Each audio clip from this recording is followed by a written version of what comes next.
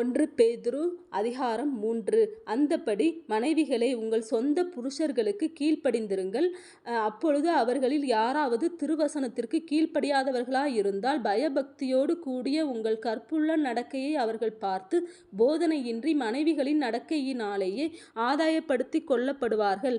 மயிரை பின்னி பொன்னாபரணங்களை அணிந்து உயர்ந்த வஸ்திரங்களை உடுத்திக் கொள்ளுதலாகிய புறம்பான அலங்கரிப்பு உங்களுக்கு அலங்காரமாயிராமல் அழியாத அலங்கரிப்பாயிருக்கிற சாந்தமும் அமைதலுமுள்ள ஆவியாகிய இருதயத்தில் மறைந்திருக்கிற குணமே உங்களுக்கு அலங்காரமாயிருக்கக் கடவது.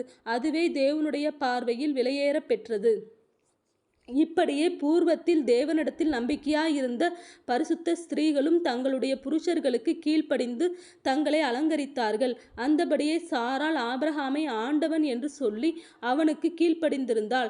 நீங்கள் நன்மை செய்து ஒரு ஆபத்துக்கும் பயப்படாதிருந்தீர்களானால் அவளுக்கு பிள்ளைகளாயிருப்பீர்கள். அந்தபடியே புருஷர்களை, மனைவியானவள் பலவீன பாண்டமாயிருக்கிறபடியினால் உங்கள் ஜெபங்களுக்கு தடை வராதபடிக்கு நீங்கள் விவேகத்தோடு அவர்களுடனே வாழ்ந்து உங்களுடனே கூட அவர்களும் நித்திய ஜீவனாகிய கிருபையை சுதந்தரித்துக் கொள்ளுகிறவர்களானபடியினால் அவர்களுக்கு செய்ய வேண்டிய கனத்தை செய்யுங்கள். மேலும் நீங்கள் எல்லாரும் ஒருமனப்பட்டவர்களும் இரக்கமுள்ளவர்களும் சகோதர சிநேகமுள்ளவர்களும் மன உருக்கமுள்ளவர்களும் இணக்கமுள்ளவர்களுமாயிருந்து தீமைக்கு தீமையையும் உதாசனத்துக்கு உதாசனத்தையும் சரிகட்டாமல் அதற்கு பதிலாக நீங்கள் ஆசீர்வாதத்தை சுதந்தரித்துக் கொள்ளும்படி அழைக்கப்பட்டவர்கள் என்று அறிந்து ஆசீர்வதியுங்கள்.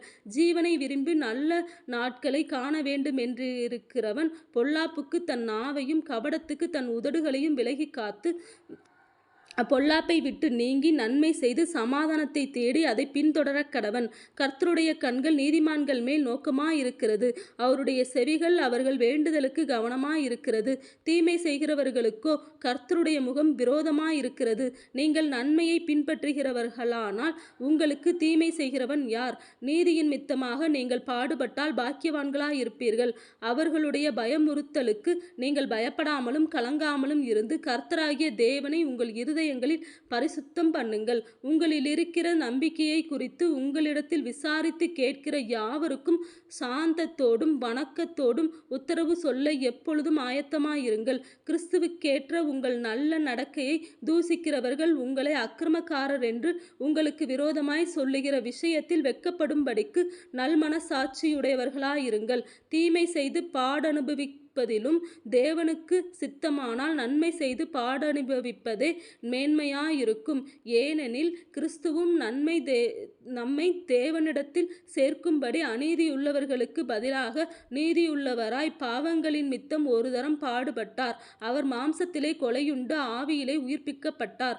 அந்த ஆவியிலே அவர் போய் காவலிலுள்ள ஆவிகளுக்கு பிரசங்கித்தார். அந்த ஆவிகள் பூர்வத்திலே நோவா பேழையை ஆயத்தம் பண்ணும் நாட்களிலே தேவன் நீடிய பொறுமையோடே காத்திருந்தபோது கீழ்ப்படியாமற் போனவைகள். அந்த பேழையிலே சிலராகிய 8 பேர் மாத்திரம் பிரவேசித்து ஜலத்தினாலே காக்கப்பட்டார்கள். இதற்கு ஒப்பனையான ஞானஸ்நானமானது மாம்ச அழுக்கை நீக்குதலாயிராமல் தேவனை பற்றும் நல்மனசாட்சியின் உடன்படிக்கையாயிருந்து இப்பொழுது நம்மையும் இயேசு கிறிஸ்துவினுடைய உயிர்த்தெழுதலினால் இரட்சிக்கிறது. அவர் பரலோகத்திற்கு போய் தேவனுடைய வலது பார்சத்தில் இருக்கிறார். தேவதூதர்களும் அதிகாரங்களும் வல்லமைகளும் அவருக்கு கீழ்ப்பட்டிருக்கிறது.